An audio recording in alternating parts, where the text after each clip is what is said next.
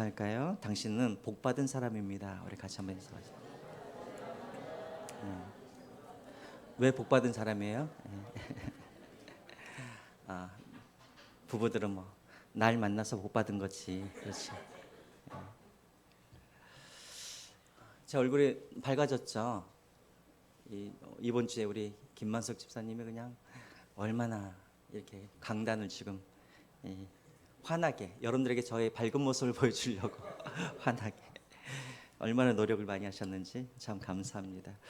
그러다 보니까 제가 옛날에는 좀 어두울 때가 보일 듯 안 보일 듯 할 때가 이쁘거든요. 너무나 잘 보이면 잡티도 보이고 그래요. 그래서 이제 화장도 해야 되나? 좀 그러네요. 네. 자, 오늘은 우리가 순서대로 이제 지난주에는 욥기를 했고 오늘은 이제 우리가 시편을 함께 살펴볼 거예요. 시편, 시는 노래죠. 편은 책 편자를 쓰잖아요. 그래서 시를 모아놓은 책이라 그래서 우리가 시편이라고 합니다.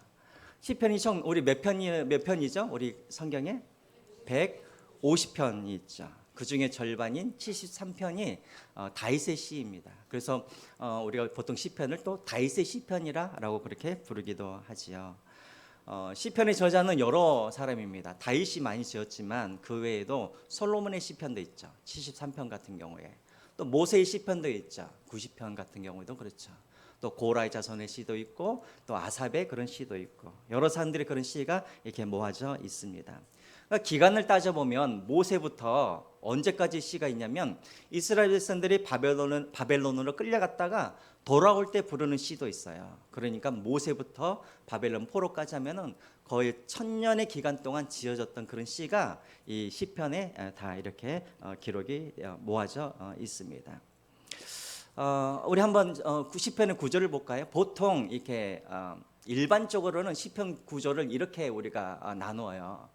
그러니까 시편은 우리가 보통 총 5권으로 우리가 나누는데 그 5권을 어떤 기준으로 나누게 되냐면 모세 오경이 기준이에요. 창세기부터 출애굽기, 레위기, 민수기, 신명기까지. 그래서 예를 들자면 창세기 같은 경우는 뭐에 대한 이야기입니까? 창조 그리고 인간들에 대한 이야기죠. 그래서 1편부터 41편까지는 그런 창조와 그리고 인간들에 대한 또 무엇이 인간들을 행복하게 할 것인가 이런 것들에 대한 이야기가 이렇게 쭉 그렇게 나와 있는 거예요. 그래서 이런 순서대로 이렇게 시편이 이렇게 구조로 그렇게 되어 있어요. 근데 저는 이것을 따르진 않아요.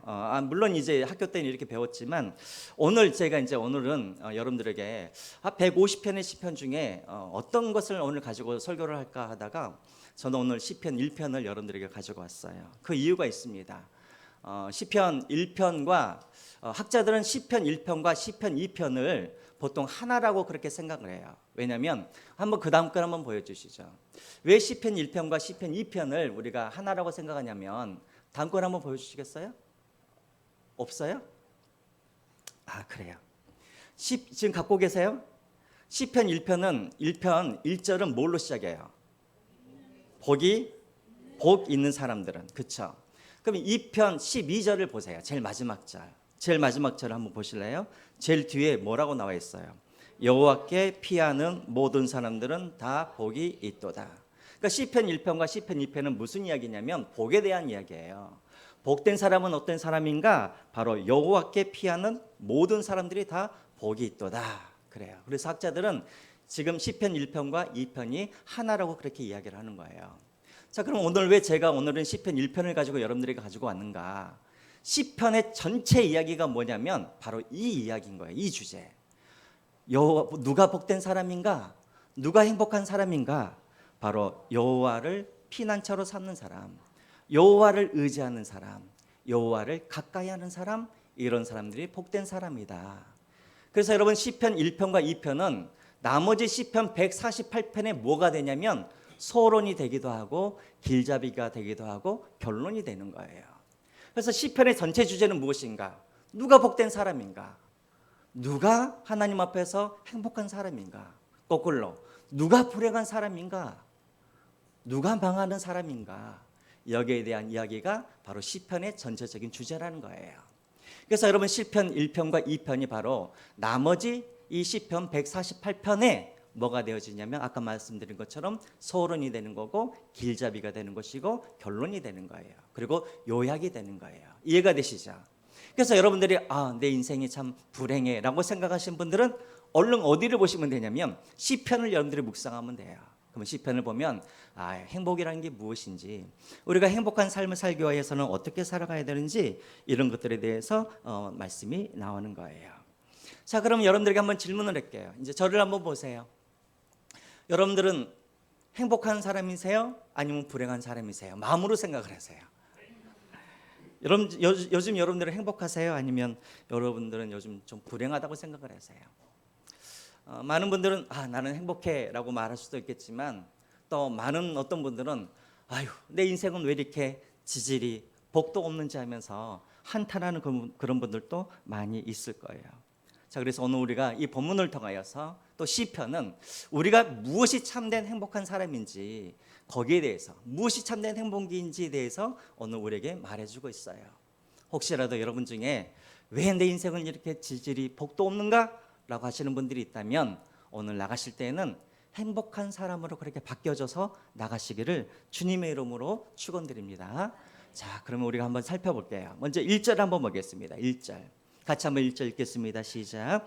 복 있는 사람은 악인들의 꾀를 따르지 아니하며 죄인들의 길에 서지 아니하며 오만한 자의 자리에 앉지 아니하고. 복 있는 사람, 복. 여러분 복 좋아하세요? 안 좋아하세요? 좋아하세요? 그럼 하나님 앞에 복을 구하는 것, 이건 성경적이에요? 아니에요? 이거 뭐 기복신앙 아닌가? 예, 하나님은 우리에게 복 주시기를 기뻐하세요. 오늘 나와 있지 않지만 창세기 1장 27절에 보면 하나님께서 이 땅에 창조하시고 가장 먼저 창조하신 다음에 사람들에게 뭐라고 말씀하시냐면 그들에게 복을 주시고라고 나와 있어요. 하나님은 항상 우리에게 복 주시기를 원하세요. 여러분들도 복 많이 좋아하시죠? 특별히 우리 한국 사람들은 복을 많이 좋아해요. 얼마만큼 좋아하냐면 대문에도 복이라고 써져 있고, 독자리에도 복이라고 써져 있고, 심지어는 숟가락에도 뭐가 써져 있어요? 복이 있어요. 젓가락에도 막 복자가 써져 있어요. 참 복을 우리는 참 좋아해요. 근데 대체 그러면 이 복이란 게 뭔가? 복이란 게 뭔가? 우리가 구약 성경에 보면은 복이 두 가지 의미를 가지고 있어요. 두 가지 단어로 복이라는 말을 사용하고 있어요. 첫 번째, 보여주시겠어요? 이거는 나와 있나? 그래요. 히브리어로 복은 두 가지가 있어요. 첫 번째는 바라크라는 단어를 사용해요. 구약 성경에 가장 많이 나오는 단어가 바로 이 바라크라는 단어예요. 이 바라크도 복이란 뜻인데, 이 복은 어떤 의미냐면 무엇을 많이 소유했는가, 그게 복인 거예요. 소유의 개념이에요. 소유의 복. 그래서 자손을 많이 가지고 있거나, 재물을 많이 가지고 있거나, 명예를 많이 가지고 있거나, 이렇게 많은 것을 소유할 때 바라크라고 해요. 바라크. 예. 소유의 개념이죠. 근데 이제 두 번째로 또 다른 의미가 있는데, 에세르라는 그런 단어가 있어요. 에세르. 이것도 히브리어예요. 복이라는 뜻인데, 이것은 어떤 복이냐면 내가 어디에 소속되어 있거나 내가 무엇과 관계되어서 얻어지는 복을 말하는 거예요. 이게 바로 에세르예요. 대체 목사님 이게 무슨 말이에요? 자, 이런 말이죠. 자, 어떤 사람이 있어요. 어떤 청년이 있는데, 저를 보세요. 어떤 청년이 있는데, 청년이 돈도 한 푼도 없어요. 직업도 없어요. 몸도 약해요. 생긴 것도 못생겼어요. 자, 그러면 여러분 그 사람은 행복한 사람일까요? 불행한 사람일까요? 물론 우리가 판단하기는 그렇지만 세상적인 기준으로 보면 직업도 없고 돈도 없고 못생겼고 몸도 약하고, 그러면 그 사람은 세상 사람들의 기준으로 보면 참 안 됐다, 불행하다라고 생각을 하겠죠.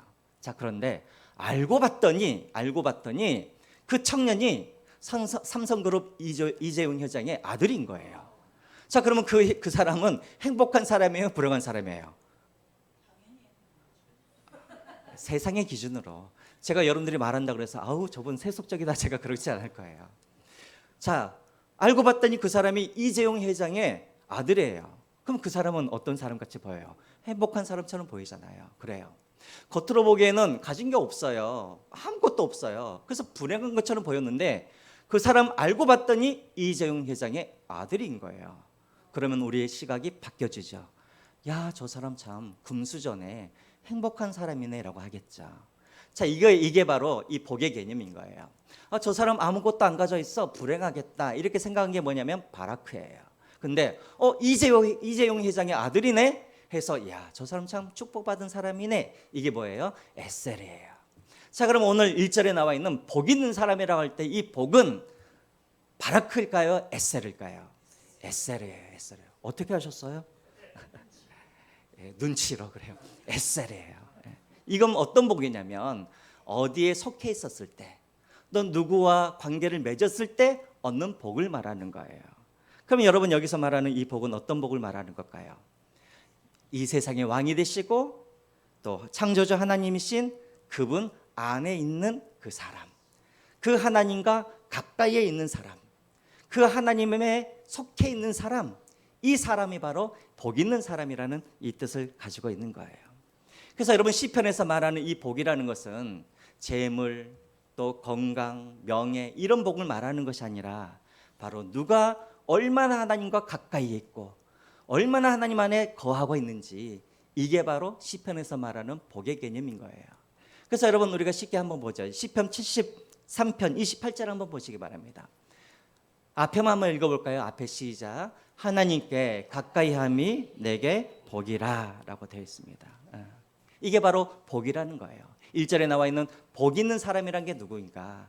바로 하나님과 가까이 있는 사람, 하나님 안에 있는 사람. 왜 이 사람이 복 있는 사람이에요?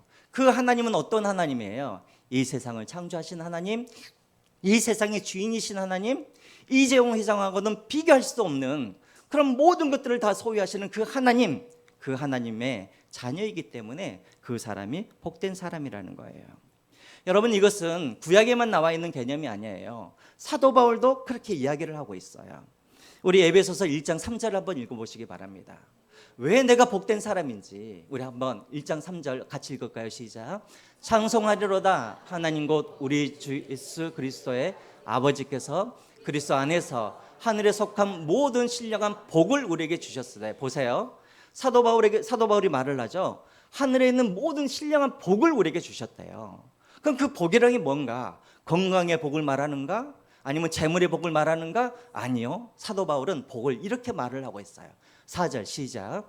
곧 창세전에 그리스도 안에서 우리를 택하사 우리로 사랑 안에서 그 앞에서 거룩하고 흠이 없게 하시려고. 5절. 그 기쁘신 뜻대로 우리를 예정하사 예수 그리스도로 말미암아 자기의 아들들이 되게 하셨으니. 6절. 이는 그가 사랑하는 자 안에서 우리에게 거저 주시는 바 그 은혜의 영광을 찬송하게 하려는 것이라. 7절. 우리는 그리스도 안에서 그의 은혜의 풍성함을 따라 그의 피로 말미암아 속량 곧 제사함을 받았느니라. 예. 사도 바울도 우리에게 복된 사람이라고 말을 해요. 우리는 이미 복을 받았대요. 근데 그 복은 어떤 복이에요? 하나님이 우리를 사랑해 주셨다라는 거예요. 하나님이 우리를 선택해 주시고 하나님이 우리를 애정해 주셔서, 그래서 예수 그리스도를 우리에게 보내주셔서 그 예수 그리스도로 말미암아 우리의 모든 죄가 속량함을 받고 다 값을 치르고, 그래서 우리가 하나님의 자녀가 되었다. 이것이 바로 복이라는 거예요. 자, 그러면 여러분, 이 복을 여러분들은 받으셨습니까? 안 받으셨습니까? 이 복을 여러분들 받으셨어요? 안 받으셨어요? 그럼 여러분들은 지지리도 복이 없는 사람들입니까? 아니면 지지리도 복이 있는 사람들입니까? 복이 있는 사람들이죠. 그래요, 여러분. 우리는 복받은 사람이에요. 왜? 우리는 그리스도 사랑 안에서, 하나님의 사랑 안에서 우리는 하나님의 자녀가 이미 되었기 때문에 우리는 이미 복받은 사람이라는 거예요. 자, 여러분, 시편 1편에 나와 있는 이 복이 바로 그런 복이에요. 하나님 앞에 거하는 너희가, 또 하나님과 가까이 있는 너희가 이미 너희들은 복된 사람이라는 것입니다. 그렇다면 여러분, 우리가 이제 복된 사람이라고 한다면 이제 우리는 어떻게 살아가야 되는가? 1절 다시 한번 보겠습니다. 1절 시작. 복 있는 사람은 악인들의 꾀를 따르지 아니하며 죄인들의 길에 서지 아니하며 오만한 자들의 자리에 앉지 아니하고. 예. 첫째는 뭐예요? 악인의, 그냥 보여주세요. 악인의 뭐를? 꾀를 따르지 않냐고. 꾀라는 말은 무슨 말이냐면 원어 성경을 보면은 충고라는 말이에요. 충고, 또 내지는 계획이라는 의미를 가지고 있어요. 다시 말하면 우리가 하나님 앞에서 복 받은 자, 그리고 하나님 앞에서 이 복을 누리는 자들은 어떤 삶을 살아가야 되냐면 바로 악인의 꾀를 쫓아가지 않는 사람이에요. 여기서 쫓아가다는 말은 걸어가다는 말이에요.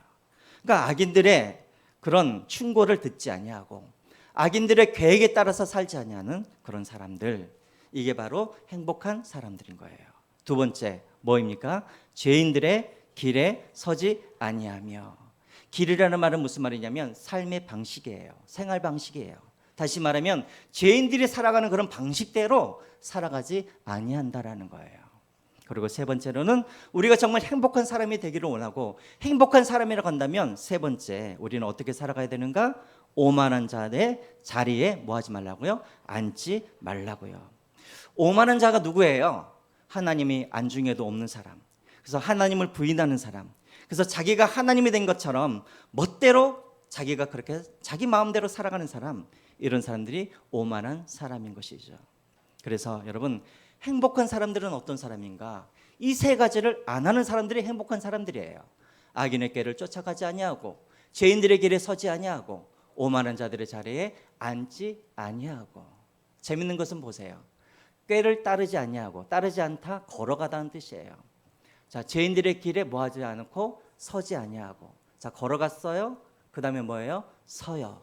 그 다음에 오만한 자들의 자리에 뭐 하지 않고, 앉지 않고. 그렇죠? 걸어가지 않고 서지 않고 자리에 앉지 아니하고. 여러분, 죄를 지을 때에는 반드시 이런 순서예요. 걸어가요. 어디를 향하여서? 죄에 대해서.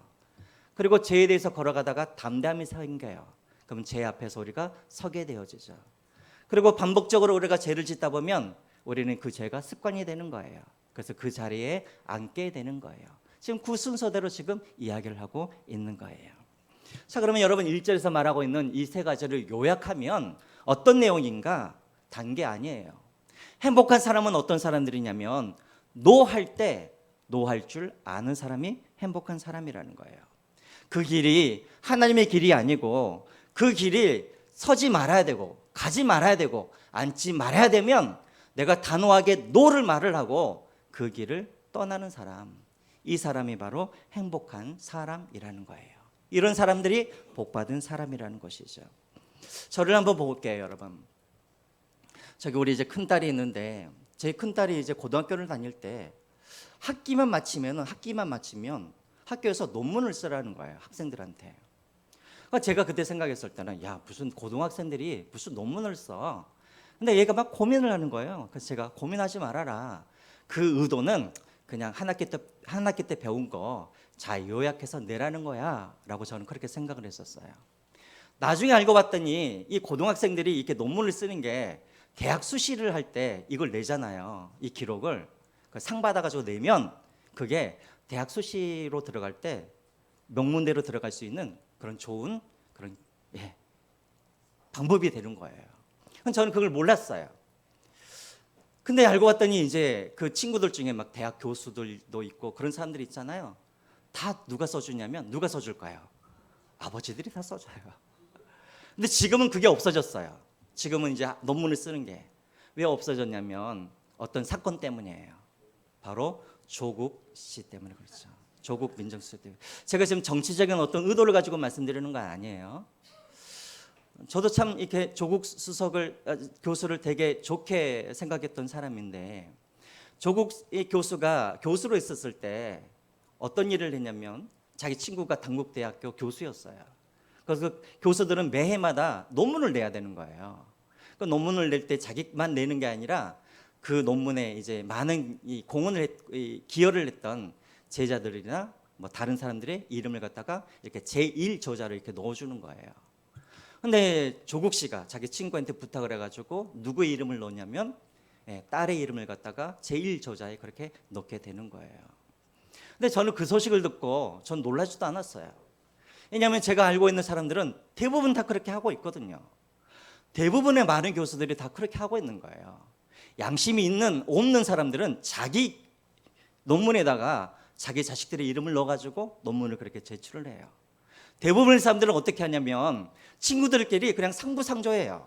네 딸, 네 아들 이름을 내 논문에다 넣어주고 우리 자식 이름을 너희 논문에다 넣어주고 그렇게 해서 애들이 수시로 그렇게 명문대에 들어가는 거예요.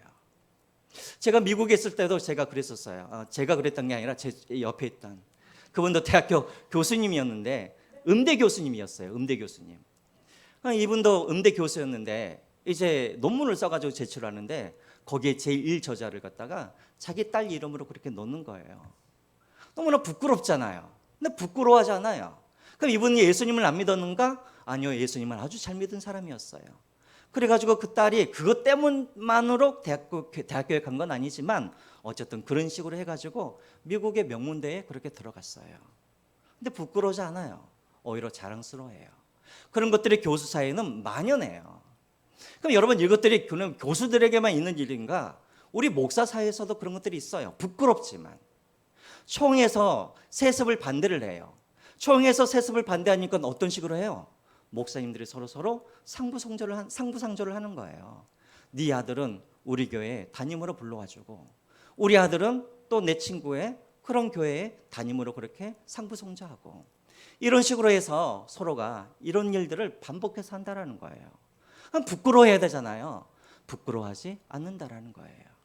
우리 주변에도 이런 일들이 얼마나 많은지 몰라요. 공무원들을 한번 보세요. 빨리 이 일을 마치고 집으로 돌아가면 되잖아요.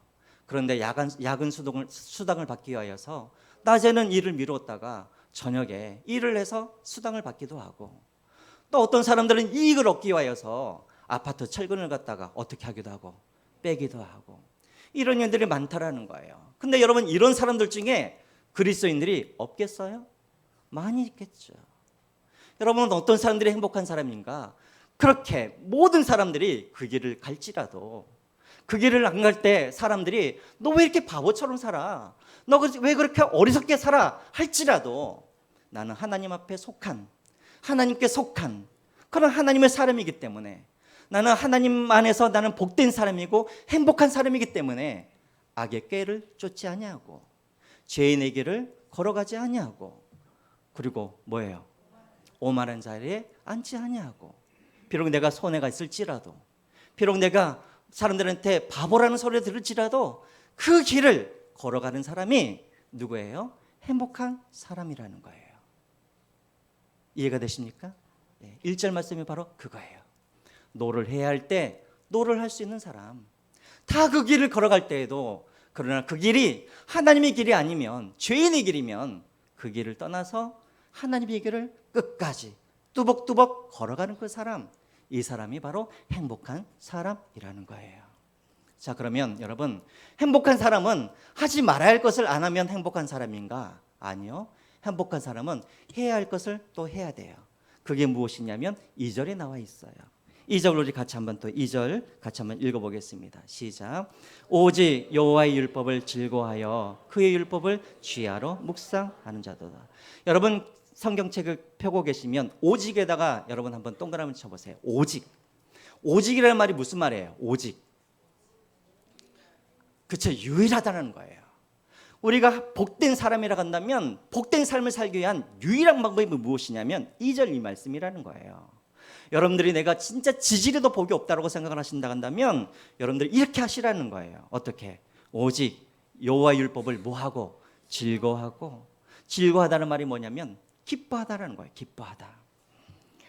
그리고 그 율법을 취하러 뭐하는도다? 묵상하는 도다.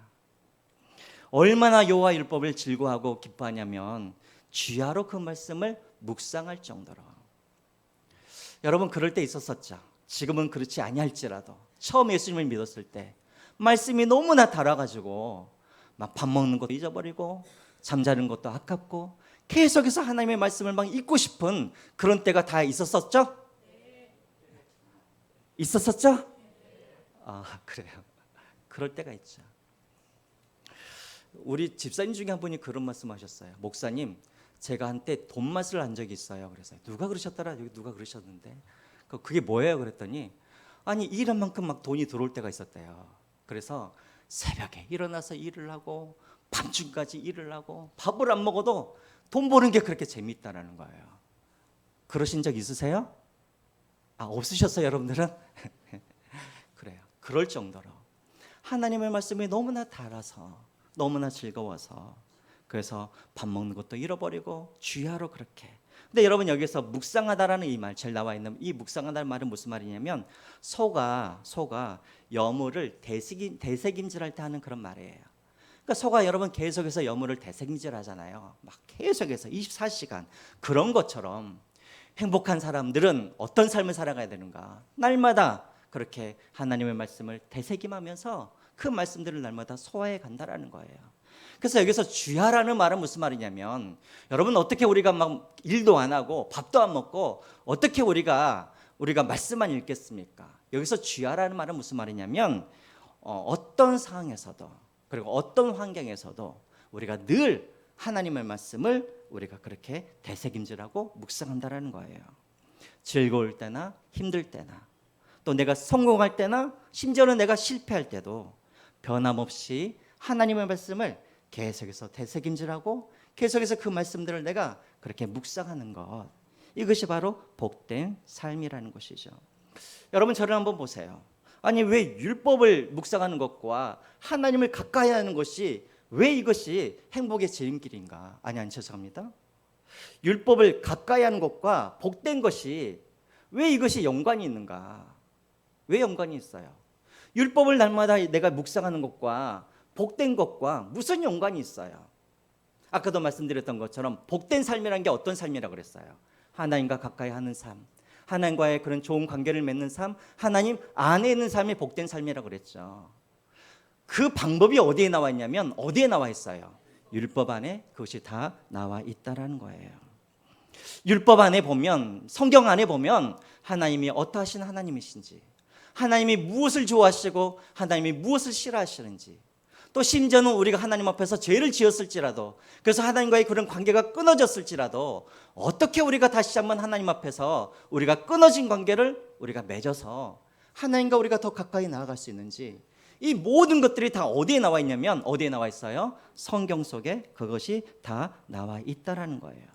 그래서 여러분들이 정말 복된 삶을 살기를 원하신다면, 다시 말하면 여러분들이 날마다 하나님께 가까이 가고 하나님의 은혜 안에, 하나님의 사랑 안에 거하기를 원한다면 여러분들이 날마다 뭘 하셔야 돼요? 하나님의 말씀을 여러분들이 묵상하며 날마다 하나님의 말씀을 여러분들이 반복적으로 되새김을 해야 한다라는 거예요. 그러니까 늘 우리는 말로는 왜 내 인생은 지지리도 복이 없는가라고 말을 하면서 성경도 안 읽으면 그 사람은 소망이 없는 사람이에요. 여러분들이 내 삶이 왜 이렇게 더 안 풀리고 왜 이렇게 지지리도 복이 없는가라고 하셨을 때 여러분들이 유일하게 오직 여러분들이 다시 행복의 길을 걸어갈 수 있는 유일한 방법은 무엇이냐면 다시 하나님의 말씀 앞으로 나아가는 거예요. 그래서 하나님이 어떤 분이신지, 하나님이 무엇을 좋아하시는지, 끊어졌던 하나님과의 관계를 내가 어떻게 회복할 것인지, 무엇으로? 말씀을 통하여서 그것을 알고 말씀을 통하여서 여러분들이 계속해서 하나님께 가까이 나아가는 거예요. 그래서 여러분 성경은 무엇이냐면 따라서 하시죠. 성경은 행복 교과서이다. 예. 교과서도 안 읽고 A+ 맞으려고 그러면 욕심쟁이. 그래서 여러분 말씀을 읽으세요. 말씀을 읽어야 그 안에 하나님과 어떻게 내가 가까이 나아가고 하나님과 어떻게 동행하고 내가 어떻게 하나님 앞에 거하는지 그 모든 것들이 비밀이 다 성경 안에 있는 거예요. 그래서 주야로 그 말씀을 묵상하고 하나님의 말씀을 그렇게 즐거워하는 사람이 그 사람이 복된 사람이라는 거예요. 그럼 어떤 은혜를 우리에게 주시는가? 우리가 그렇게 살아갈 때 여러분 3절을 한번 보시기 바랍니다. 3절 시작. 그는 시냇가에 심은 나무가 철을 따라 열매를 맺으며 그 잎사귀가 마르지 아니함 같으니 그가 하는 모든 일이 다 형통하리로다. 복된 자들에게 하나님께서 주시는 은혜가 무엇이냐면 제일 마지막에 나와 있죠. 모든 일이 다 뭐하리라? 형통하리라. 형통한다는 게 대체 뭔가? 그래서 비유로 나오는 게 뭐냐면 바로 앞에 나와 있는 뭐예요? 시냇가에 심은 나무가 바로 비유인 거예요. 하나님을 잘 따라가면 형통한 삶을 살게 할 거라는 거예요. 그 형통이 무엇인가? 앞에 비유로 말씀하고 있는 거예요. 시냇가에 심은 나무가 철을 따라 열매를 맺으며 잎사귀가 마르지 아니하며, 이게 바로 형통이라는 거예요. 여러분 여기에서 이제 우리가 한 가지 알아야 될 게 있어요.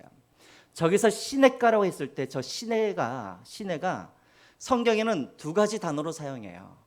우리가 보통 시내 할 때는 어떤 단어를 또 많이 사용하냐면 와디라는 말을 사용해요. 와디. 이게 시내예요.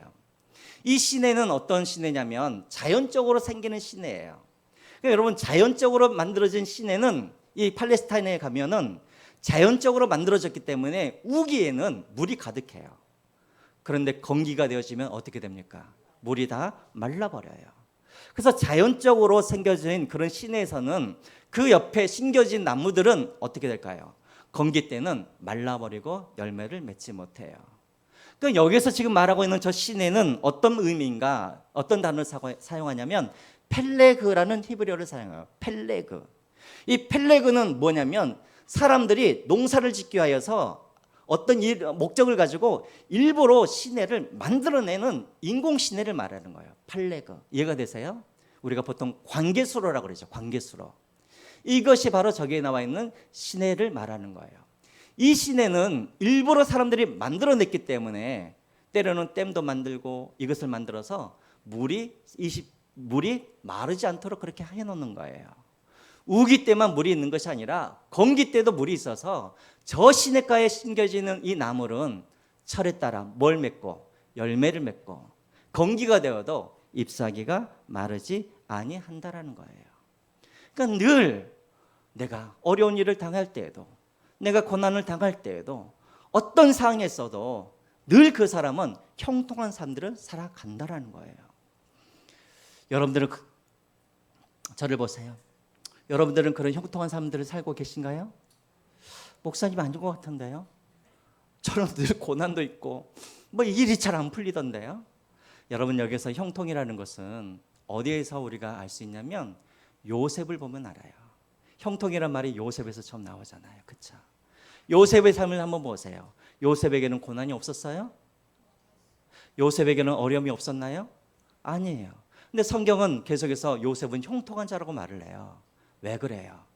여호와가 뭐 하시기 때문에? 그와 함께 하시기 때문에 형통한 자라고 말을 하는 거예요. 그래서 여러분, 이 3절에서 말하는 이 형통한 것은 무엇이냐면 그 사람이 어떤 인생을 살아가건 또 그 사람이 어떤 어려움과 어떤 상황이 있든지 늘 하나님이 그 사람을 떠나지 아니하고 하나님이 여전히 그 사람을 사랑하시고 하나님이 여전히 그 사람을 책임져 주시고 하나님이 여전히 그 사람을 하나님께서 인도하시고 그래서 하나님이 여전히 그 사람을 통하여서 하나님의 뜻을 이루어가는 것, 이것이 바로 형통한 삶이라는 거예요. 요셉이 그랬잖아요. 노예로 팔려가고 형들에게 버림을 받고 감옥에 들어갔지만 그러나 하나님께서는 그 요셉을 한 번도 포기한 적이 없으시고 한 번도 떠나가신 적이 없으시고 한 번도 그를 내버려 두신 적이 없었다라는 거예요. 이게 바로 형통이라는 거예요. 그리고 결국은 요셉으로 하여금 승리의 노래를 불렀던 것처럼, 그리고 요셉을 통하여서 그 주변에 있던 사람들이 복을 얻게 하셨던 것처럼 하나님은 반드시 오늘 나와 있는 여호와의 말씀을 즐거워하고 악의 길을 쫓지 아니하는 그 사람들을 하나님은 항상 그들과 함께 하셔서 하나님의 뜻을 그 사람을 통해서 이루시고 그리고 그 사람을 복의 통로로 삼으셔서 그 주변의 사람들을 복되게 하시는 그런 일들을 하나님께서 하시겠다라는 거예요. 이게 바로 형통인 거예요. 그래서 여러분, 목사님, 제 삶 속에서 고난이 오고 제 삶 속에서 정말 말할 수 없는 그런 어려운 일들이 계속해서 생기는데 이게 무슨 형통입니까? 아니요. 그게 아니라 그리할지라도 하나님이 그 사람을 버리지 않냐고 떠나지 않냐고 그 사람을 통하여서 하나님께서 그 사람이 가지고 있는 그런 계획과 뜻을 그 사람을 통하여서 계속해서 이루어가는 것, 이것이 바로 형통인 것을 여러분들이 믿으시고 그런 형통의 삶을 살아가시는 저와 여러분들이 되시기를 주님의 이름으로 부탁드립니다. 우리 이제 빨리빨리 한번 보죠. 4절 보겠습니다. 그러면 악인들은 어떤 사람들인가? 악인들 같이 읽겠습니다. 시작. 악인들은 그렇지 아니하며 오직 바람에 나는 겨와 같도다. 비교가 되죠. 3절에 나와 있는 이 복된 사람은 어떤 사람이에요? 시냇가에 심은 나무처럼 뿌리를 깊이 뿌리 내리는 나무라고 한다면 4절의 악인은 무엇과 같다고 그래요? 겨와 같다는 거예요. 바람에 나는 겨. 여러분 퀴즈를 해보셨죠? 퀴즈를 해보면 바람이 불면 겨들은 어떻게 해요? 다 날아가 버리죠. 그와 같다라는 거예요. 악인들은 어떤 삶을 살아가냐면 악한 사람들이 꾀를 내면 그 꾀를 쫓아가고 가지 말아야 할 그 죄인의 길을 탐욕과 욕심에 눈이 멀어서 그 길을 걸어가고 그래서 돈만 된다고 하면 내게 유익이 된다고 하면 그것이 나로 하여금 정말 부자가 되게 한다고 한다면 그 길이 어떤 길이든지 기준 없이 그 길을 따라가는 그런 사람들 그게 바로 겨와 같은 사람이라는 거예요. 겨와 같은 사람의 마지막은 어떻게 되어지는가? 5절을 한번 보시죠.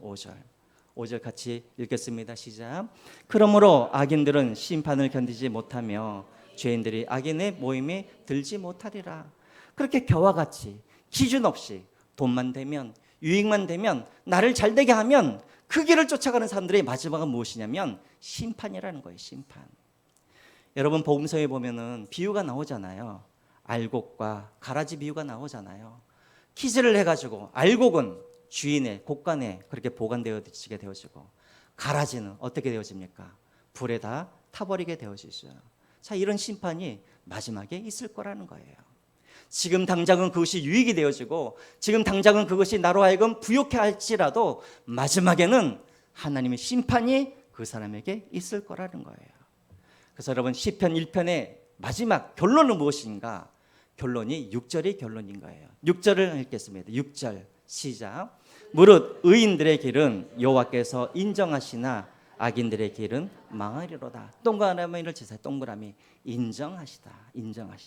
예. 누가 복된 사람인가? 하나님과 가까이 하는 사람. 누가 복된 사람인가? 하나님께서 인정하는 사람이 복된 사람이라는 거예요. 비록 내가 가난하게 살지라도, 비록 내가 알 수 없는 그런 병으로 인해서 어려움을 당할지라도, 비록 내가 하는 일들마다 다 막힐지라도 하나님이 그 사람을 인정하면 그 사람이 어떤 사람이에요? 복된 사람인 거예요.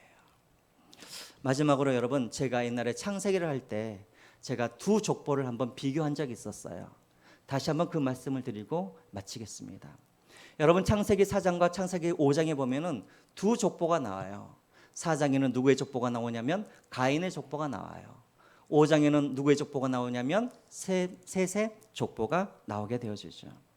자, 그런데 여러분 4장의 가인의 족보를 한번 보세요. 가인의 족보 한번 보여주시겠어요? 창세기 4장 20절과 21절 말씀.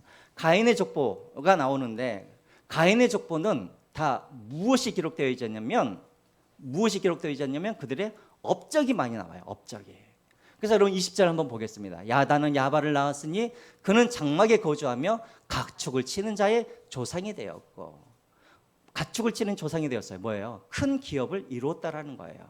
21절 또 가인의 자녀들은 어떻게 됐는가? 그의 아우의 이름은 유발이니 그는 수금과 퉁소를 잡는 모든 자의 조상이 되었으며 뭐예요? 문화를 이루었다라는 거예요.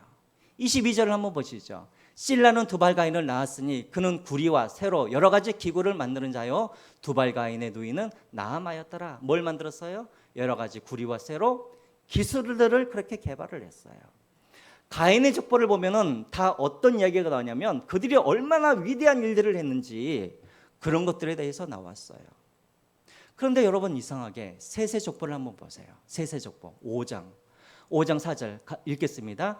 아담은 셋을 낳은 후 800년을 지내며 자녀들을 낳았으며 5절 그는 930세를 살고 죽었더라. 6절 셋은 105세에 에노스를 낳았고 7절 에노스를 낳은 후 807년을 지내며 자녀들을 낳았으며 8절 그는 910세에 세를 살고 죽었더라. 9절 에노스는 90세에 게난을 낳았고. 여러분 이상하죠? 셋은 하나님께서 선택하신 계보예요. 그 계보에는 뭐만 나와 있냐면 어떤 위대한 일을 했다는 게 아니라 어떤 게 나와 있어요.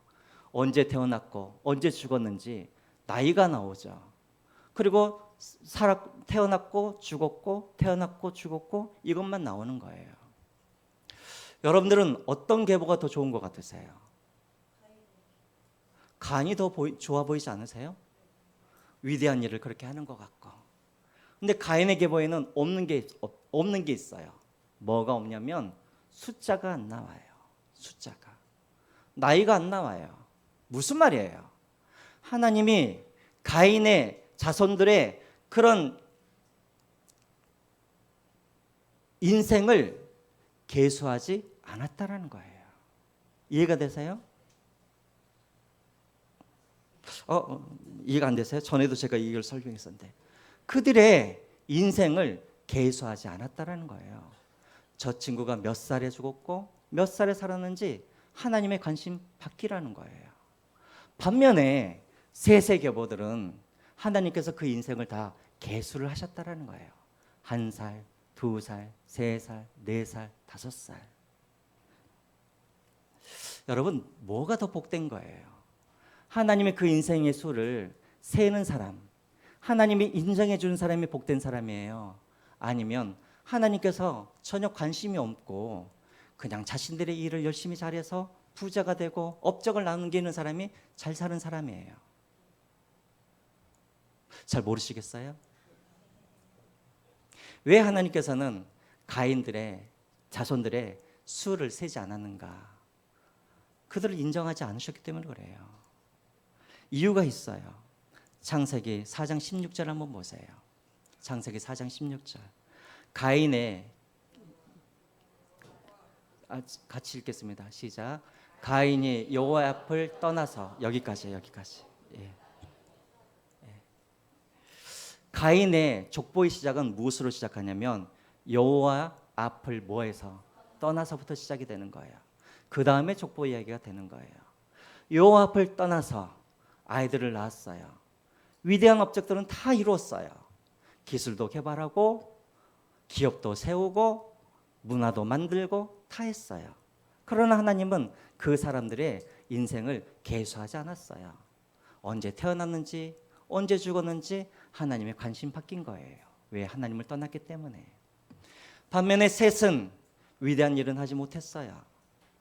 하지만 하나님께서 그 인생을 집중하시고 그 인생의 수를 하나님께서 계수하셨다라는 거예요. 여러분, 누가 복된 사람이냐면 우리가 이 땅에서 위대한 일을 하고 내가 많은 그런 부를 내가 이루고 내가 높은 데 이루어가고 이게 복된 사람이 아니라는 거예요. 복된 사람은 누구냐면 하나님 앞에서 하나님의 인정을 받는 사람이 그 사람이 복된 사람인 거예요. 그래서 여러분들이 가끔씩은 우리가 가끔씩은 왜 내 인생이 이렇게 지지리도 복이 없는가?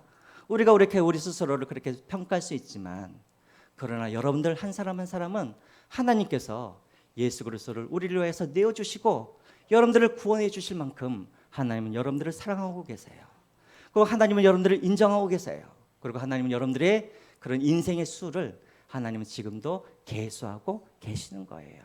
그래서 여러분, 비록 내가 가진 것은 없을지라도 비록 내가 이룬 것은 없을지라도 하나님 안에 있고 하나님의 사랑을 받고 있고 하나님과 가까이 있다고 한다면 여러분들이 바로 복된 사람이라는 것을 여러분들이 기억하시고 남은 인생을 악인의 꾀를 쫓아가지 마시고 죄인의 길을 서지 마시고 오만한 자의 자리에 앉지 마시고 여호와의 율법을 날마다 즐거워하면서 그 말씀을 날마다 묵상하시면서 시냇가에 심은 나무처럼 날마다 그렇게 철을 따라 열매를 맺고 잎사귀가 마르지 아니하는 그런 형통한 삶들을 살아가시기를 주님의 이름으로 부탁드립니다.